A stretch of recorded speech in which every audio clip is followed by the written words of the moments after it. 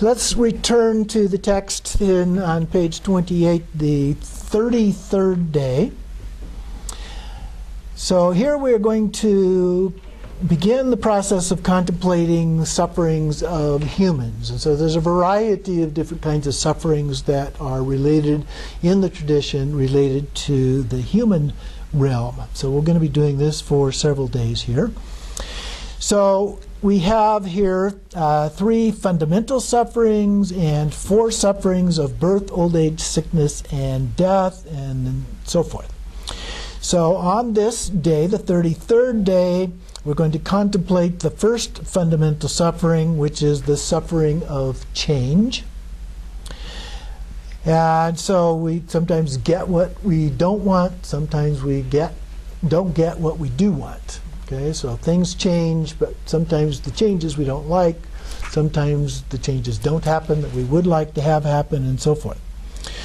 So this means that the happiness and joy we now have is constantly changing and eventually will lead to suffering. So this is the model that he's using in these examples. So the first example is our health. Eventually we'll become sick. Okay, pretty good chance of that. Our youth will change to old age. Wealth will change to poverty. Relatives gathered together will change to being alone. Being alive will eventually change to death. But these are small changes. The big change is human life might change to the hell realm. It's an even bigger level of change, if you will. And so in the future, if you're born in the hell realm, you'll have inconceivable sufferings. We looked at the examples of the kind of sufferings associated with the hell realm. Now we don't have patience for even waiting to get lunch or dinner. I want it now. Fast food, we call it, right? But in the future, if you are born as a hungry ghost, you will have inconceivable suffering with no food or water for a very long period of time. And similarly, at this time, we don't have patience for being judged by others. In the future, if you're born in the animal realm, other animals can eat you alive, or someone may abuse you with lots of torturing. Whatever happiness we have now is impermanent, and it may change to suffering. So when the time for change reaches you, you have a lot of suffering. You contemplate that and abandon attachment to samsara as much as you can. Instead, we arouse bodhicitta, praying for all sentient beings, including yourself, to be liberated to Buddhahood. And when we conclude doing that contemplation, then we rest our mind and dedicate the merit. So page 78 in the text looks at the sufferings of humans. In the text, the words of my perfect teacher here.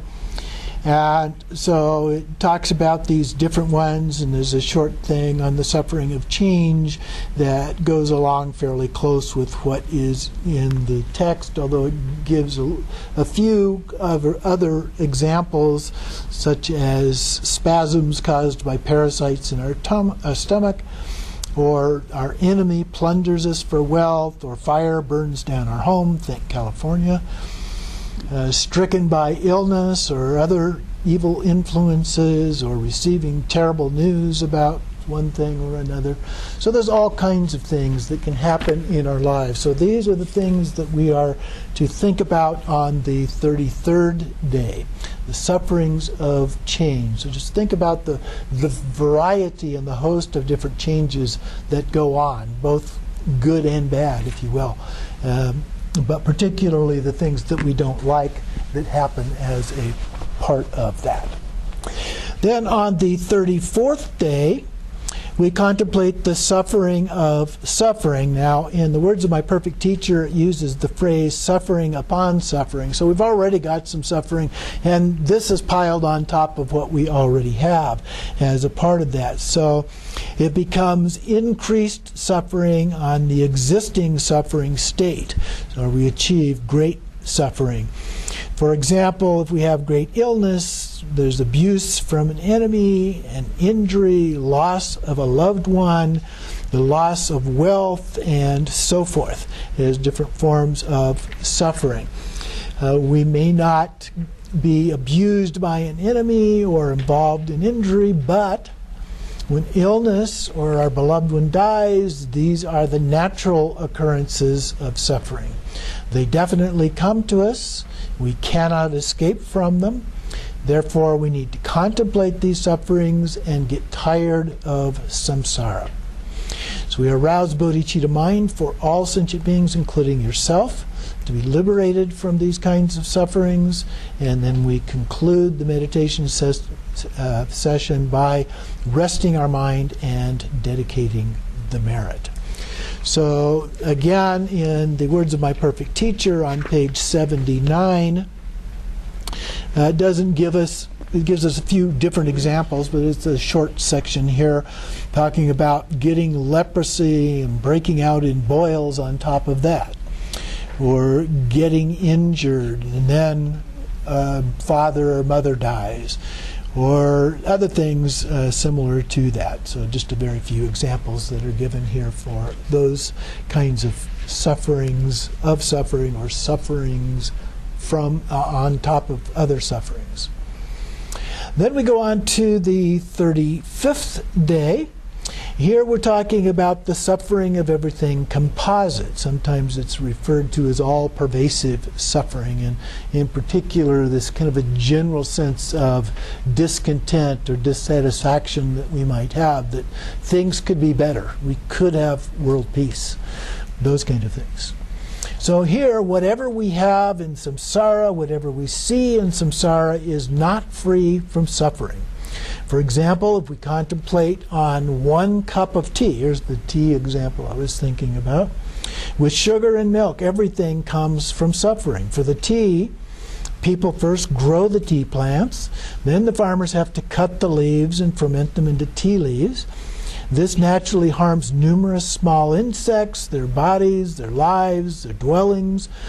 When humans spray bug killer, numerous beings are killed by the poisons. When people plant sugar cane, the farmers harvest the sugar cane, process it into sugar. Countless beings can be harmed, killed, and their dwellings destroyed. For more examples, driving to a farm to harvest the tea and sugar. The wheels can kill countless beings. These also apply to beings who go to apply for jobs at the tea and sugar factories. The workers in the factory can harm many beings. These tea leaves are moved from factory to the store, and we buy the tea from the shop for our home. And in the process of doing that, many beings can be killed, whether we run over them or run into them on our windshield or whatever it is.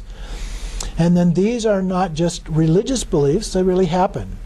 Do the research until you are 100% sure.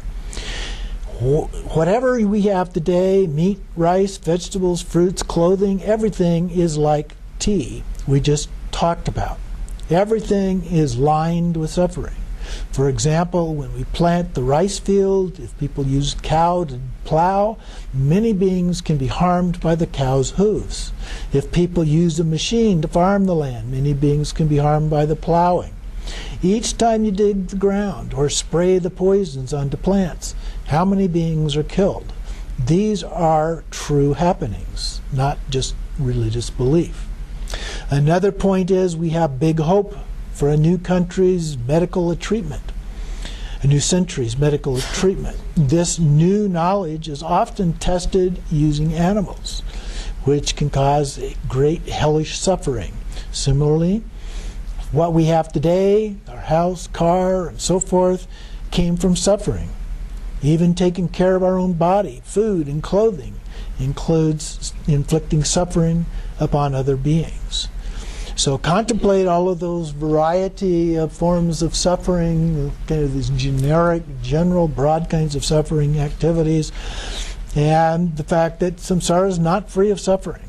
We should feel tired of samsara and generate bodhicitta for all sentient beings, including ourselves, to achieve Buddhahood. If you feel upset by this kind of meditation, it is a sign of your understanding that samsara is suffering. So there's a good side to this too. It doesn't mean that we individually can stop all of it from happening. It's all pervasive. But the fact that we have no control over it means that we're not necessarily creating negative karma. It's more neutral karma caused by things over which we have no control. But we need to develop a sense of compassion about that nevertheless. Even if we didn't do it, if somebody else did that, we need to think about the compassion related to that. And in some cases, we did it. It was our car that ran into the insect, and so forth. So think about those things, and then we rest our mind and dedicate the merit of that at the end. So this is kind of a rough week. It's a little bit closer to home. It's the human realm. And so we need to think about that and think about what all those forms of suffering are. What are the things that we can actually do things about? And even when we can't, we need to develop compassion for all of those beings that are suffering in some form or another as a result of those things.